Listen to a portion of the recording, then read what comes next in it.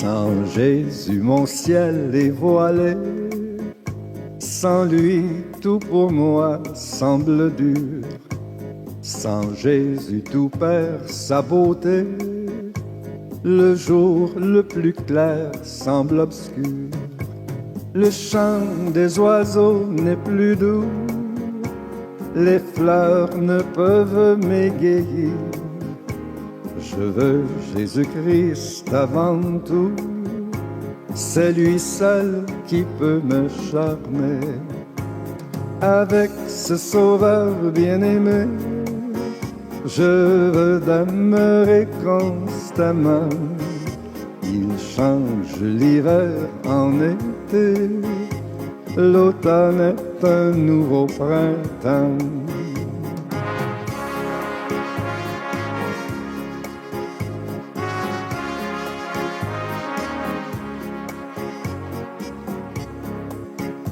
Son beau nom fait vibrer mon cœur. Sa voix semble un écho des cieux. C'est bien son regard, sa faveur qui bannit les pleurs de mes yeux. Jésus, ton amour me suffit. Le monde est pour moi sans attrait, car je suis quand tu me souris. Heureux en janvier comme en mai. Avec ce sauveur bien-aimé, je veux demeurer constamment. Il change l'hiver en été. L'automne est un nouveau printemps. Avec ce sauveur bien-aimé, je veux demeurer constamment. Il change l'hiver en été. L'automne est un nouveau printemps.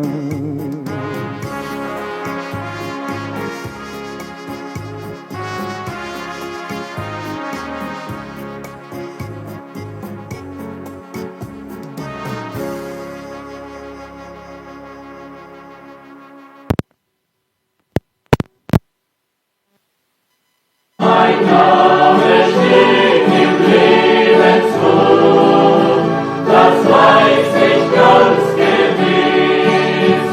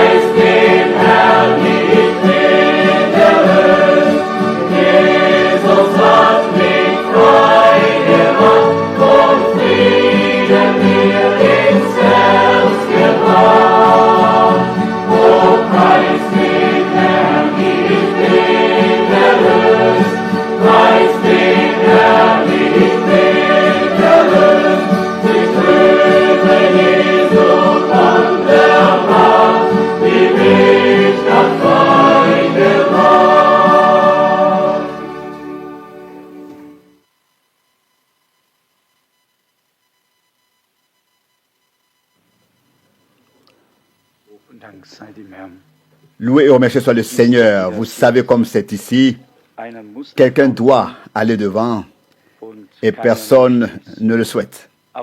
Mais nous sommes reconnaissants, même pour la plus petite heure de prière, pour chaque occasion que nous avons d'adorer et d'écouter la parole de Dieu. Il n'y a rien de plus beau sur terre que cela. Et si nous ouvrons nos cœurs, la parole de Dieu y tombera toujours et accomplira chaque fois ce pourquoi elle a été envoyée. Si seulement nous avions un peu plus de force de foi et peut-être un peu plus d'obéissance et un peu plus de sentir, d'expérimenter, de suivre la conduite de l'Esprit. Vous savez, on lit les Saintes Écritures et ce que Dieu a fait autrefois. Et alors monte un si grand désir de revivre tout cela de la même manière qu'autrefois. Et si cela devient si grand en nous, si le désir devient vraiment si grand, alors Dieu peut et va aussi répondre. J'espérais pouvoir faire l'introduction et puis m'asseoir aussi. Après tout, nous sommes ici tous pour adorer Dieu. Nous avons entendu tant de paroles de Dieu et dans la prière, nous pouvons nous tourner vers Dieu, chercher sa face et il nous exaucera. C'est dans Ésaïe 63 que se trouvent les magnifiques paroles que nous avons déjà lues à plusieurs reprises. Ésaïe 63 du verset 7. Je me souviendrai des preuves de grâce du Seigneur, des hauts faits du Seigneur comme il convient, après tout ce que le Seigneur a fait pour nous.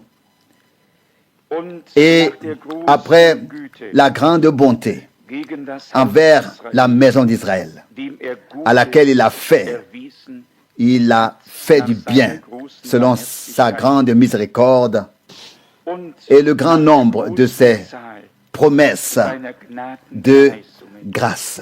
Verset 8, car il a dit, donc Ésaïe 63, verset 8 maintenant, car il a dit, ils sont mon peuple, des fils qui ne seront pas infidèles, et il s'est montré le sauveur pour eux. Verset 9, dans toute leur tribulation, il s'est senti accablé, et l'ange de sa face les a sauvés. Dans son amour et sa douceur, il les a lui-même rachetés et les a toujours relevés et les a portés à travers tous les jours des temps anciens.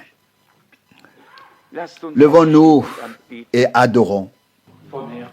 De tout cœur, nous te remercions ensemble pour le grand privilège de pouvoir venir en ta présence, de pouvoir nous approcher de ton trône de grâce sous le couvercle du sang de l'agneau. Seigneur bien-aimé, veuille nous parler et nous bénir. Ouvre-toi un chemin et ouvre-nous un chemin pour que nous puissions le parcourir, y marcher dans la foi et dans l'obéissance. Fais-nous connaître ta volonté maintenant. Seigneur fidèle,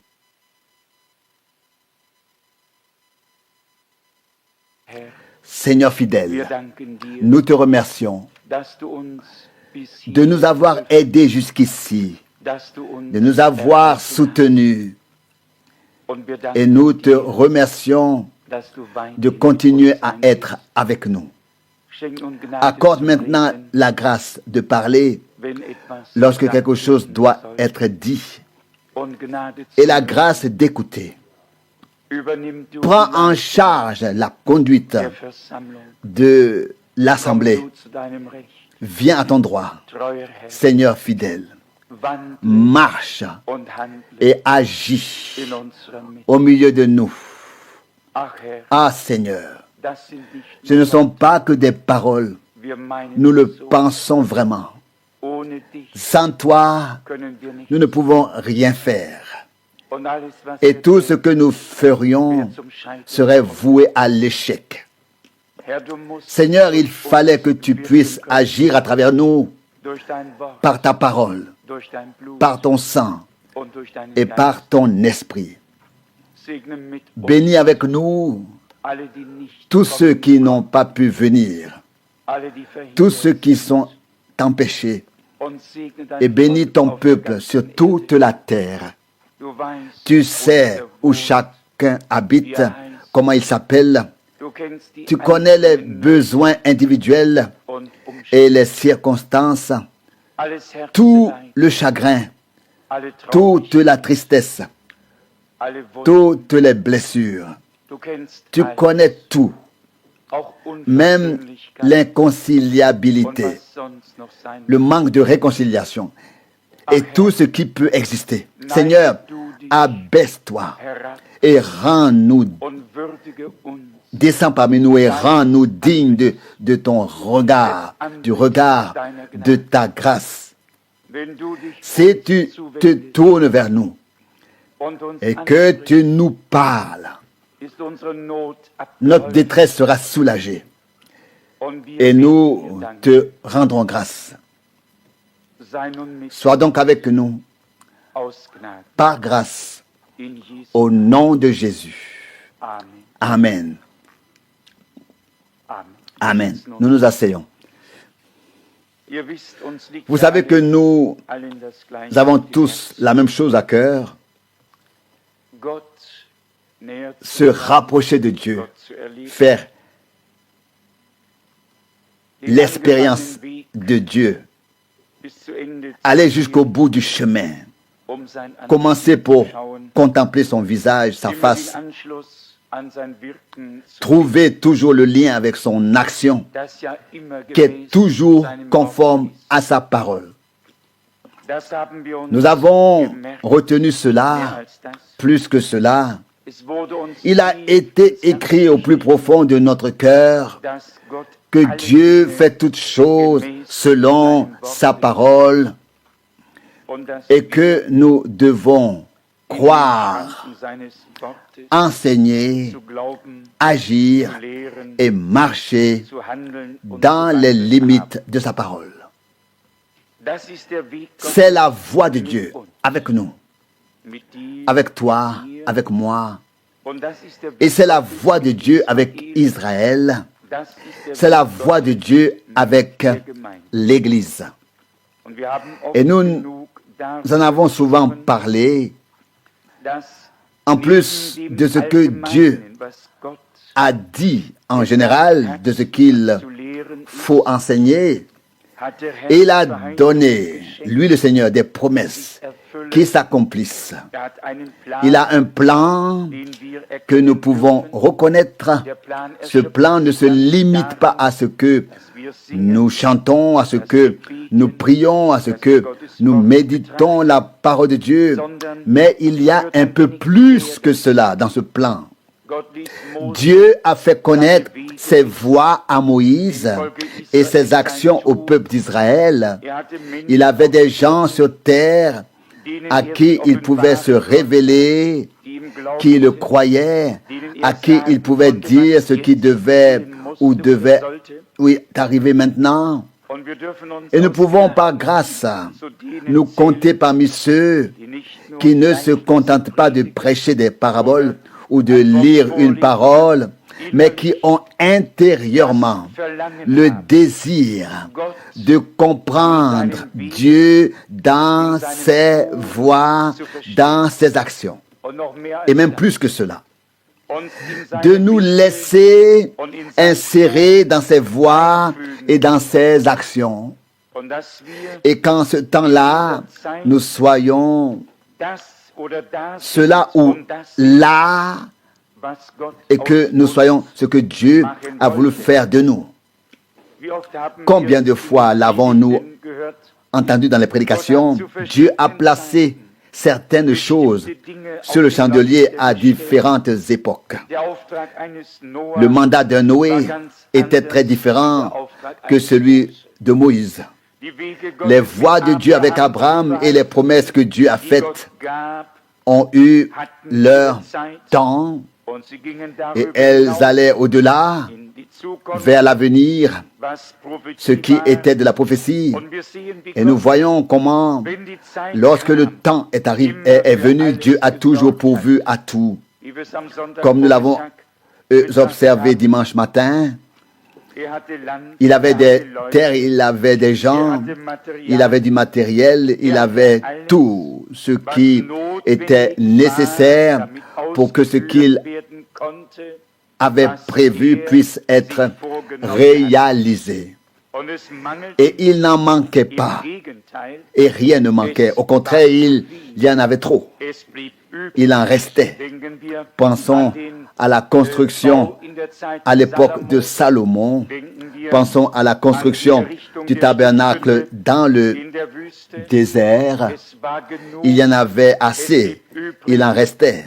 Moïse devait dire, ordonne au peuple de s'arrêter, car cela suffit maintenant déjà.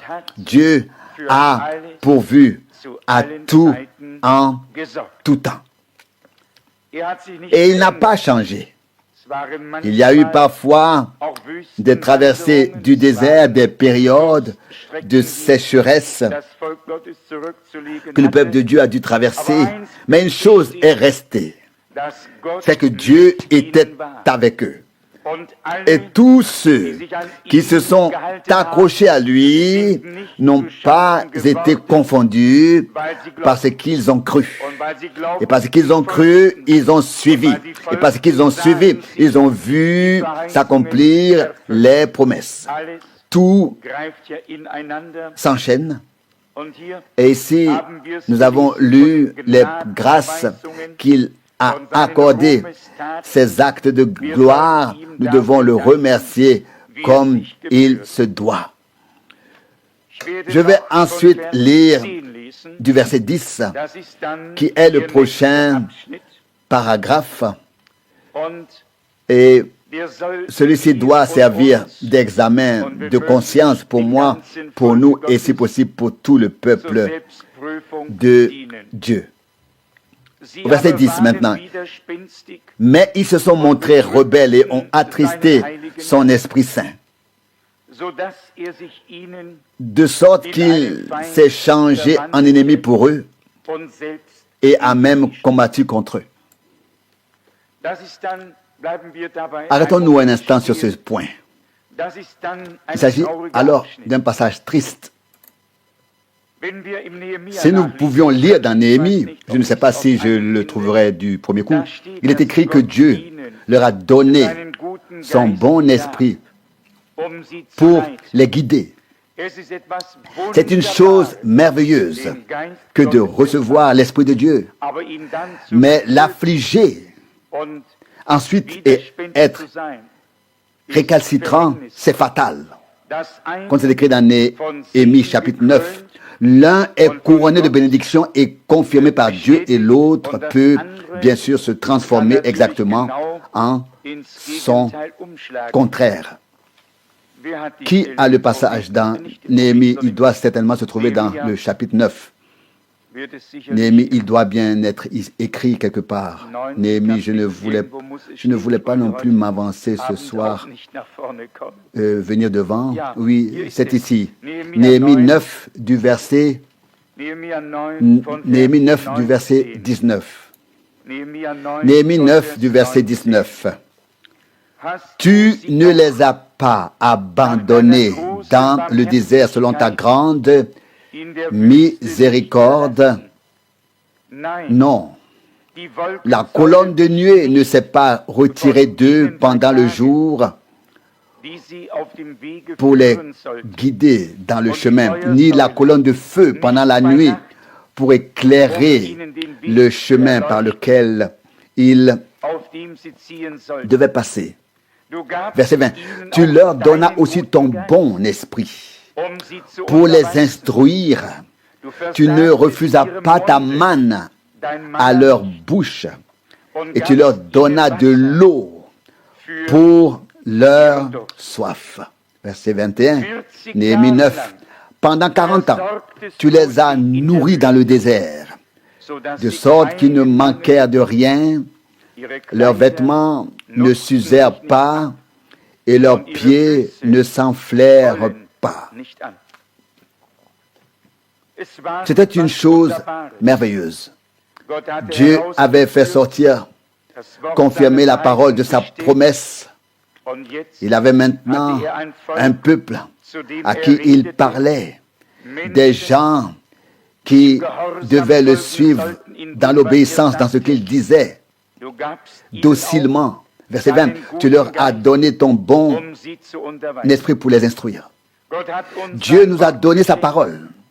Il nous a donné son esprit pour que nous prenions la parole, pour que nous la comprenions, pour que nous soyons introduits dans toute la vérité. Et comme il est dit plus loin, verset 20, tu n'as pas refusé ta manne à leur bouche. Tu leur as donné de l'eau pour leur soif. On pourrait penser en lisant cela, si aucun autre passage biblique n'éclairait les faits d'un autre ou d'un autre côté, que tout était glorieux. On pourrait penser que tout était glorieux et tout dans la joie. La sortie, la colonne de feu, la colonne de nuée, l'esprit, la parole, la manne et l'eau, tout était là. Même d'un point de vue purement extérieur, ils avaient la preuve que Dieu les avait préservés. Le même costume, les mêmes chaussures, et les pieds rentraient toujours dedans et ils n'ont jamais enflé. Même si la marche dans le désert était difficile, même si le soleil était brûlant, rien n'a changé. Dieu a veillé, Dieu a préservé. Et je n'ai pas lu que les premiers secours étaient là, ni la Croix-Rouge, ni un médecin, ni un hôpital. Tout cela n'était pas là, parce que Dieu était là. Dieu était là. Et Dieu a préservé. Dieu a fourni ce dont ils avaient besoin. Dieu a assisté. Dieu savait ce qui était nécessaire et il l'a donné. Si nous lisons maintenant ce passage que le prophète Ésaïe a repris, conduit par l'Esprit de Dieu, nous voyons dans le premier paragraphe du verset 7, les actes de grâce du Seigneur et l'énumération de ce que Dieu a fait. La délivrance par l'ange de sa face dans Isaïe 63, le salut, le fait de porter avec amour et douceur et la rédemption, tout ce qui en fait partie. C'est bref, mais très bien décrit. Puis, du verset 10, Ésaïe 63, verset 10 vient le deuxième paragraphe, verset 10. Ésaïe 63, verset 10 maintenant. Mais ils se sont montrés rebelles et ont attristé son esprit saint, si bien qu'il s'est transformé en ennemi pour eux et a lui-même combattu contre eux. Auparavant, Dieu combattait pour eux. Tout, même là où il n'y avait pas de chemin, il en a fait un à travers la mer Rouge, puis plus tard à travers le Jourdain. Il a pourvu à tout, car il a combattu pour eux. Il marchait devant eux. Ce dont nous avons besoin, c'est que Dieu marche devant nous, et ce, à n'importe quel prix. Qu'il ne se batte pas contre nous, mais pour nous, qu'il soit pour nous. Et s'il est pour nous, qui peut être contre nous? Quand Dieu combattait pour Israël. Il a même écrit, Dieu fait la guerre aux Amalékites. Exode 17, verset 16. De quoi s'agissait-il? Il marchait devant Israël. Il n'avait qu'à le suivre. Il a fait peur aux ennemis. Ils ont entendu le son de la trompette comme un bruit de guerre. Ils savaient déjà que la bataille était perdue avant même qu'elle ne commence. Dieu a veillé tant qu'il pouvait marcher devant son peuple. Nous avons la même chose dans le Nouveau Testament. Lorsque le Seigneur ne peut plus marcher à la tête de son peuple, alors nous sommes affligés. Alors nous sommes tristes. Et alors nous aimerions que les choses changent à nouveau et que le Seigneur puisse reprendre la première place, qu'il puisse marcher devant nous. Le verset 11 dit ceci, Ésaïe 63, verset 11. Alors son peuple se souvint des jours d'autrefois de Moïse. C'était un temps glorieux. Ils se souvenaient des temps sous Moïse ou avec Moïse. Et ils demandèrent, verset 11, où est celui qui a fait remonter de la mer le berger de son troupeau? Où est celui qui a mis son Esprit Saint dans son cœur? J'ai lu un peu plus loin. Qui a mis son Esprit Saint dans son cœur, dans le cœur. Dieu, comme nous l'avons dit, a fait les deux. Il a envoyé sa parole, il a envoyé son esprit. Il a envoyé la parole à Moïse, il a donné son esprit à Moïse. Il a envoyé la parole au peuple, il a donné son esprit au peuple, afin qu'ils comprennent sa parole dans son esprit et non dans leur propre esprit. Dans leur propre esprit, pardon. D'où toutes les interprétations, d'où les différentes interprétations. Non, dans l'esprit de Dieu, il n'y a pas d'interprétation, mais la confirmation et la réalisation de ce que Dieu a dit dans sa parole. Verset 11. Isaïe 63. Où est celui qui a mis son Esprit Saint dans son cœur? Verset 12. Qui a fait marcher son bras puissant à la droite de Moïse? Moïse et tout le peuple d'Israël ont fait l'expérience commune de la présence du Dieu vivant au milieu d'eux. Moïse mit de même une main dans son sein, puis il y eut la lèpre, il la retira et la lèpre disparut. Il a vu que Dieu peut faire des miracles et des signes.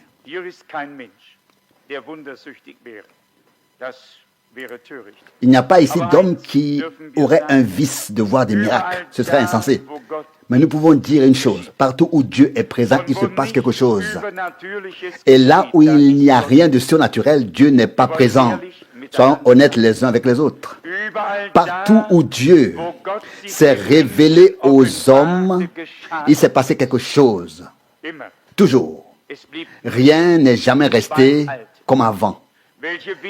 Les voies que Dieu a utilisées ou ce qu'il a fait et comment il a fait ont toujours été laissées à sa discrétion. Mais lorsque Dieu est présent, il se passe quelque chose.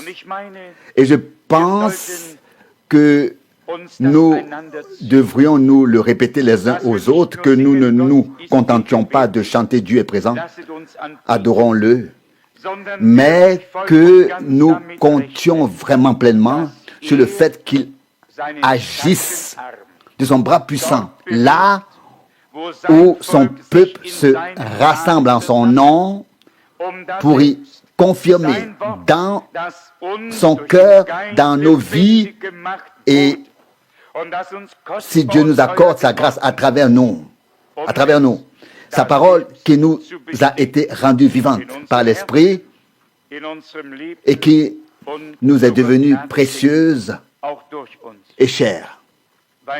Il est dit plus loin, verset 13, qui les a fait passer à travers les flots comme des chevaux dans la steppe, afin qu'ils ne trébuchent pas. Verset 14. Comme le troupeau qui descend dans la vallée, l'Esprit du Seigneur les a fait reposer. Quel magnifique modèle, quel exemple. Nous avons décrit ici deux groupes au sein d'un même peuple. Les deux concernent le peuple d'Israël. Les uns attristaient le Saint-Esprit et étaient rebelles, et il se changea en ennemi envers eux, et les autres ont suivi. Ils ont continué. Ils ne se sont pas arrêtés. Ils ont cru. Ils étaient obéissants. L'Esprit de Dieu les a amenés au repos en Dieu. Il y a un repos présent pour le peuple de Dieu. Hébreux 4. Parfois, les croyants sont entourés de temps d'agitation. Et là où ils vont, il y a de l'agitation. Et là où ils vont, il y a du trouble. Lorsqu'un homme a été amené au repos par l'Esprit de Dieu, conformément à la parole de Dieu, il se repose de ses propres œuvres. Alors il se repose en Dieu, dans l'œuvre que Dieu a accomplie en Christ à Golgotha. Car c'est ce qui est écrit ici. Verset 13. Celui qui les a fait passer à travers les flots comme des chevaux dans la steppe. Je ne le dis pas en plaisantant, mais dans la steppe, celui qui a été témoin de cela, il n'y a que de la poussière et ainsi de suite. Il y a peut-être même de la poussière quand il passait par là, car il traversait la mer comme la steppe. Mais soudain, l'eau les a recouverts pour qu'ils ne trébuchent pas. Verset 14. Comme le troupeau qui descend dans la vallée, l'Esprit du Seigneur les a fait reposer. Pas Moïse. Moïse a reçu la parole et l'Esprit. Il a apporté la parole et tous ceux qui ont reçu la parole ont reçu aussi l'Esprit. Et l'Esprit a associé la parole à la foi chez ceux qui l'écoutaient et les a fait reposer comme un troupeau dans la vallée. Dans la vallée. Ils ont pu camper. Ils ont senti la main de Dieu. Il y avait du calme dans le camp, comme chez les moutons. C'est ce qui est écrit ici. Verset 14, comme un troupeau qui descend dans la vallée. L'Esprit du Seigneur les a fait reposer. C'est ainsi que tu as dirigé ton peuple pour te faire un nom glorieux. C'est ainsi que Dieu dirige son peuple. Non pas dans l'agitation, non pas dans la discorde, non pas avec de la rébellion et ainsi de suite, mais par la parole et par l'Esprit. Et l'Esprit accompagnera toujours la parole. Et si nous avons reçu la parole, nous pouvons lire tant de choses que les paroles que le Seigneur a prononcées sont déjà en elles-mêmes esprit et vie. C'est ce qu'il a dit lui-même dans Jean 6, 63. Les paroles que je vous ai dites sont esprit et vie. Ainsi, sa parole et son esprit vont et agissent toujours ensemble. Comme il est beau qu'il soit écrit ici. C'est ainsi que tu as conduit ton peuple. Je ne ferai pas violence à la parole en disant le Seigneur est toujours le même aujourd'hui. Et si nous prononçons ici clairement, c'est ainsi que tu conduis ton peuple, que nous pouvons ainsi le rapporter au présent. Il a dit ici, c'est ainsi que tu as conduit ton peuple, en référence à Israël. C'est ainsi que tu conduis ton peuple. C'est ainsi que tu conduis l'Église du Nouveau Testament. C'est ainsi que tu conduis les vrais croyants, ceux qui reçoivent ta parole et qui reçoivent ton esprit. Et qui reçoivent ton esprit. C'est ainsi que tu les conduis, que tu les fais reposer. Ils se couchent dans de verts pâturages, au bord d'eau fraîche. Et comme l'est dit ailleurs, tu les abreuves de délices, comme d'un fleuve. Au verset 14, c'est ainsi que tu as conduit ton peuple pour te faire un nom glorieux. Vous pouvez lire, c'est bien dans Exode 12, quand le Seigneur ordonna au peuple d'Israël de célébrer la Pâque, en disant, dites-le à vos enfants et aux enfants de vos enfants, et observez cela. Et s'ils demandent, que signifie cette coutume? Je préférerais peut-être l'ouvrir afin que, après tout, pour que nous ayons une pensée précise. Cela devrait se trouver dans Exode, au chapitre 12. Exode, chapitre 12. Exode, chapitre 12, au verset 26. Exode 12, verset 26. Si vos enfants vous demandent, alors, que signifie cette coutume chez vous? Que s'est-il passé? Le Seigneur, donc Dieu le Seigneur a ordonné la Pâque, qui signifie littéralement passer avec en épargnant, donc passer en épargnant. Et l'ange étrangleur n'a rien pu faire quand il a vu le sang. Il a dû passer. Et les Israélites devaient expliquer la chose à leurs enfants. C'était un passage en épargnant, un passage du Seigneur en épargnant. Le Seigneur a épargna ceux qui étaient sous le sang. Leurs maisons et ceux qui s'y trouvaient furent préservés et épargnés. Il est si bien écrit ici dans Exode 12, 27, la deuxième partie du verset 27. Alors le peuple s'inclina et se prosterna en terre. Qu'est-ce que c'était? Ils ont compris que c'était la grâce qui les avait épargnés. C'était l'élection qui leur avait été accordée. Il est écrit ici dans Ésaïe 63, maintenant verset 14, Ésaïe 63, verset 14. C'est ainsi que tu as conduit ton peuple pour te faire un nom glorieux. Disons-le encore une fois. C'est ainsi que tu conduis maintenant ton peuple, encore pour te faire un nom glorieux. Nous devons encore voir le temps où la parole de Dieu sera confirmée et où le nom du Seigneur sera glorifié et exalté. Plutôt que de mourir ou de partir, je ne veux pas. Je ne veux pas ni l'un ni l'autre, avant ni l'un ni l'autre, ni mourir ni aller au ciel. Je ne veux aller au ciel que lorsque j'aurai vu de mes yeux, ici sur cette terre, cette parole de Dieu confirmée de mes propres yeux. Je le crois pourtant, je le crois de tout mon cœur.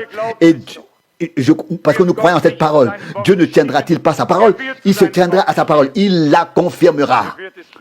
Si nous la portons et si son esprit en fait une réalité divine vivante en nous, il ne pourra pas en être autrement.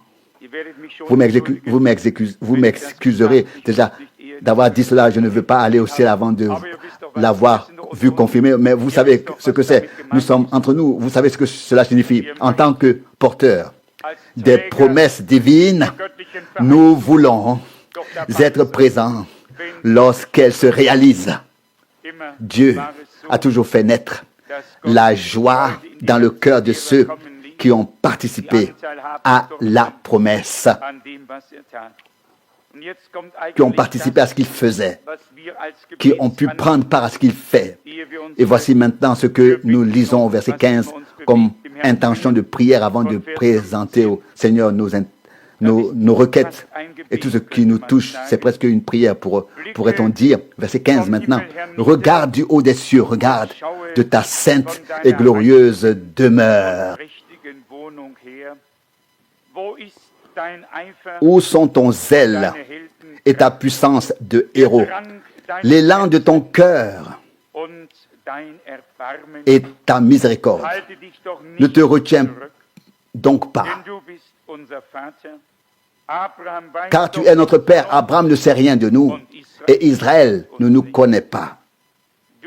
Toi, Seigneur, tu es notre Père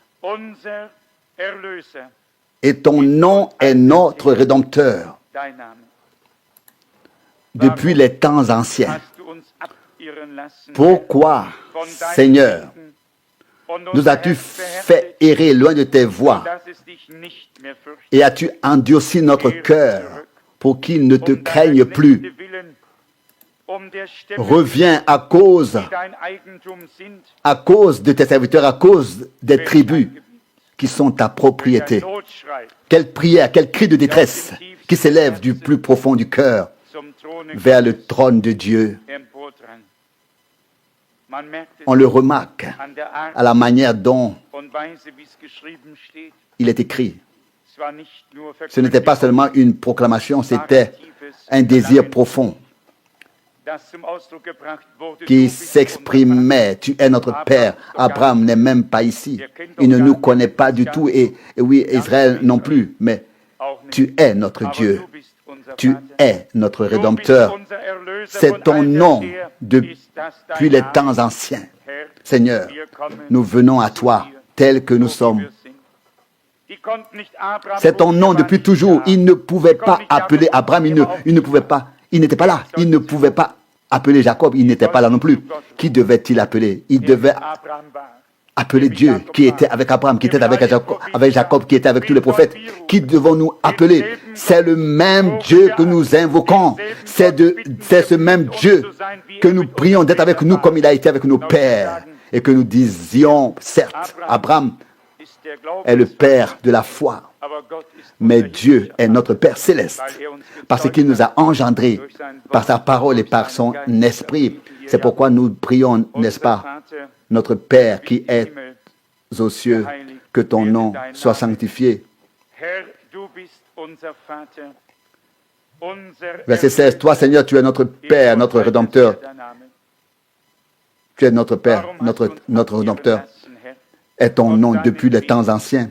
Verset 17, pourquoi nous as-tu fait errer loin de tes voies, Seigneur, et as-tu endurci notre cœur? J'ai parfois l'impression qu'autrefois nos cœurs étaient plus souples, que la parole de Dieu nous parlait avec plus de force, que nous étions plus vite émus par l'Esprit de Dieu et que la parole pénétrait plus profondément et pouvait agir plus rapidement. Ne devrions-nous pas avoir le courage de prier de la même manière? Peut-être suis-je le seul à ressentir cela, je ne le sais pas. Mais je pense que nos cœurs ont déjà été plus doux, qu'ils ont ressenti plus de choses, comme c'est le cas actuellement. Mais comme je l'ai dit, peut-être que c'est juste moi. Tu ressens ça comme ça. Au verset 17, retourne à cause de tes serviteurs, à cause des tribus qui t'appartiennent. Loué soit le nom du Seigneur. Nous restons sa propriété. Même si nous pouvons passer passons par une période de difficulté. Et quoi qu'il en soit, mais la parole déposée en nous, il reste comme une semence divine. Et si l'on nous immergeait avec elle, nous immergerions à nouveau avec elle. Nous émergerions, nous ressortirions à nouveau avec elle. C'est ainsi. Si on nous immergeait avec elle, nous émergerions à nouveau, car elle est entrée dans nos cœurs comme une possession permanente. Ensuite, il y a le verset 18. Le verset 18, le peuple qui est consacré pour toi n'a été que peu de temps en possession de son héritage et nos adversaires ont foulé ton sanctuaire. Cela nous va droit au cœur à tous. C'est là que Dieu a donné et béni son sanctuaire et son peuple, et que tous ceux qui ont pu entrer aux portes de Jérusalem ont été déclarés heureux et bienheureux, car c'est là que Dieu a placé les sièges pour le jugement, comme nous le lisons dans un autre passage. Et il est dit ici, au verset 18, le peuple qui est consacré, qui est sanctifié pour toi, n'a été que peu de temps en possession de son héritage, et nos adversaires ont foulé aux pieds ton sanctuaire. Quel cri de notre âme s'élève alors vers Dieu. Le Seigneur veut restaurer, rétablir son sanctuaire. Et tous ceux qui y entrent, que tous les adversaires, tous ceux qui n'ont pas de bonnes intentions, n'entrent pas dans le sanctuaire, mais seulement les hommes qui veulent s'approcher de Dieu, qui le cherchent, qui ont un désir pour lui. Puis vient le dernier verset. Verset 19. Nous avons été comme ceux sur lesquels tu n'as pas régné depuis les temps anciens et sur lesquels ton nom n'a jamais été prononcé. Ou lorsque le temps de la bénédiction est passé, que le sanctuaire est piétiné ou même détruit, qu'il ne reste que des débris et des cendres, à quoi sert-il d'invoquer le nom du Seigneur? Dieu n'est glorifié que là où il peut se manifester, là où son peuple a droit à ses droits, et là où il peut honorer sa parole. Ici, verset 19, nous avons été comme ceux sur lesquels tu n'as pas régné depuis longtemps et sur lesquels ton nom n'a jamais été prononcé. Sur nous aussi, ce nom saint a été mentionné, prononcé, une fois de manière tout à fait consciente. Lorsque nous avons été baptisés dans sa mort, et que ce nom qui est au-dessus de tous les noms a été prononcé et nommé au-dessus de nous. Mais aujourd'hui, nous constatons que nous avons la nostalgie des jours d'autrefois, lorsque le Seigneur marchait au milieu de nous, lorsqu'il parlait, lorsqu'il agissait, lorsque nous pouvions rentrer chez nous bénis et joyeux et revenir tout aussi joyeux. Verset 19, nous avons été comme ceux sur lesquels tu n'as pas régné depuis les temps anciens et sur lesquels ton nom n'a jamais été prononcé. Il se peut que tout cela soit vrai, mais ce n'est pas la fin. Dieu peut conduire à travers les abîmes, mais il conduit aussi vers le haut. Il peut nous mettre à l'épreuve, puis nous accorder la grâce de le servir, de croire et de le suivre. Qu'il nous bénisse, qu'il nous montre que le chemin de l'Église est toujours le même que celui d'Israël, qu'il passe par des hauts et des bas. Certains croient, d'autres non. Certains entendent le message et ne le reçoivent pas dans la foi. Alors, ce qu'ils avaient leur est retiré. Mais pour ceux qui ont déjà reçu et qui croient, il leur sera encore donné en plus, afin qu'ils aient la plénitude. Et c'est ainsi que nous voyons ici deux groupes. Parmi ceux qui sont sortis, les uns résistent, s'opposent, affligent l'Esprit de Dieu. Les autres s'ouvrent, croient et suivent le Seigneur. Ils sont conduits au repos divin et se couchent comme un troupeau. Et le berger veille sur eux. Oui, il leur fournit tout ce dont ils ont besoin. Je souhaite faire partie de cette troupe qui trouve le repos en Dieu. La certitude qu'il a sa voix avec nous et qu'il nous a envoyé sa parole et son esprit dans le seul but de nous introduire dans le repos de Dieu. C'est écrit dans l'Épître aux Hébreux chapitre 4. Il y a un repos présent pour le peuple de Dieu. Non pas ton propre repos, mais le repos de Dieu. Et c'est dans le repos de Dieu que l'Esprit de Dieu introduit. Pas le prédicateur, pas le prophète, pas Moïse, ni personne. Non. Ton esprit les conduisit au repos. Ésaïe 63, verset 14. il campait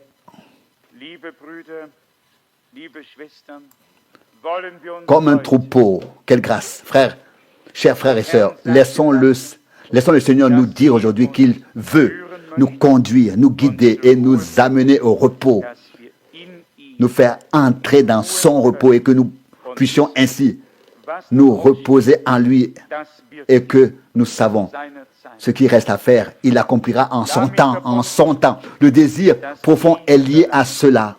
Seigneur, reviens vers les tribus. Reviens vers ton peuple et étends ton bras comme au jour d'autrefois.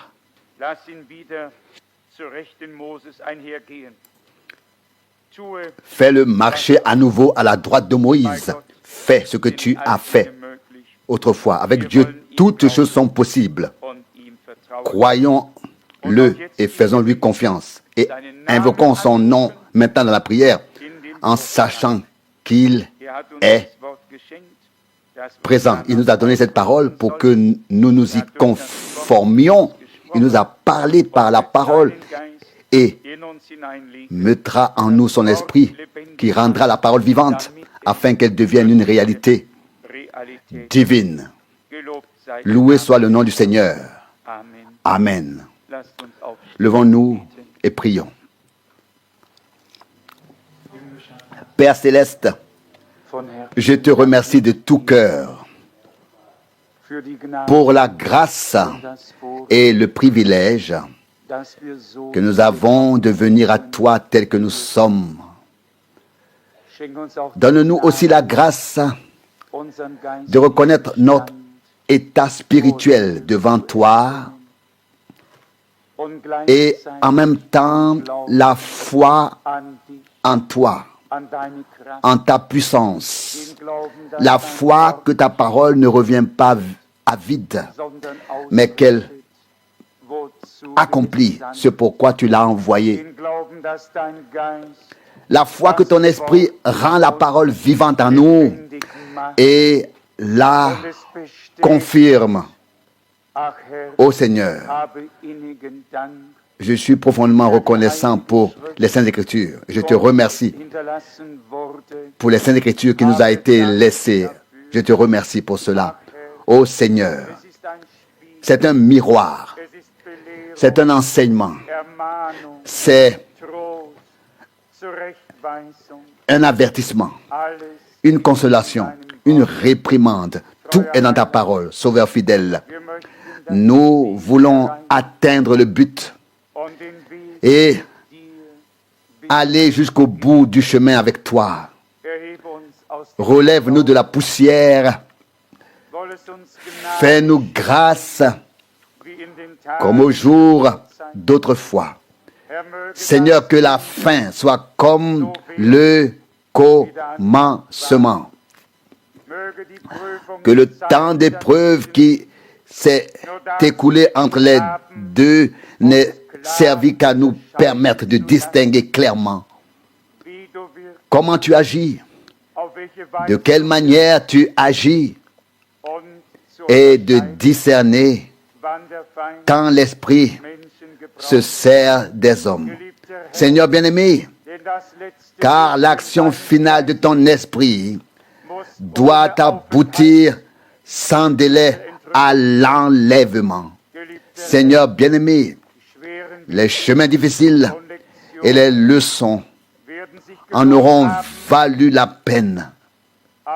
À la fin, nous le verrons et le reconnaîtrons clairement.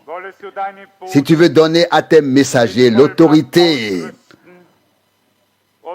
les revêtir de ton autorité, et comme tu as donné la parole à Moïse et lui a donné ton esprit, tu feras de même avec nous et avec tout le peuple. Tu donneras toujours une nouvelle manne et de l'eau fraîche et tu nous feras reposer en toi. Adoration à ton nom, je crois que tu vas commencer à agir de nouveau, ô Seigneur, de façon toute nouvelle, incomparable. Tu feras de plus grandes choses que tu n'as jamais faites. Alléluia. À ton nom merveilleux et saint. Tu es le Dieu de ton peuple et le Dieu de ta parole. Tu es notre Père. Abraham ne sait rien de nous. Nous ne savons rien d'autre qu'Abraham. Mais Seigneur, tu nous connais. Alléluia. Oh, tu es le Dieu d'Abraham, d'Isaac et de Jacob. Tu n'es pas le Dieu des morts, mais le Dieu des vivants. Alléluia. Loué soit ton nom glorieux. Tu nous as donné ta vie éternelle par grâce. Et c'est à juste titre que nous pouvons t'appeler notre Père céleste. Que ton nom soit sanctifié, le nom de Jésus. Alléluia. Que ta parole soit confirmée, la parole de Dieu. Que ton esprit règne en nous et au milieu de nous. Seigneur bien-aimé, là où je t'ai affligé et là où nous t'avons affligé, que tu puisses nous pardonner, nous faire grâce, Seigneur bien-aimé. Oh, que tu puisses retourner tout le destin par grâce, à la gloire et à la louange de ton Saint-Nom. Alléluia. Amen.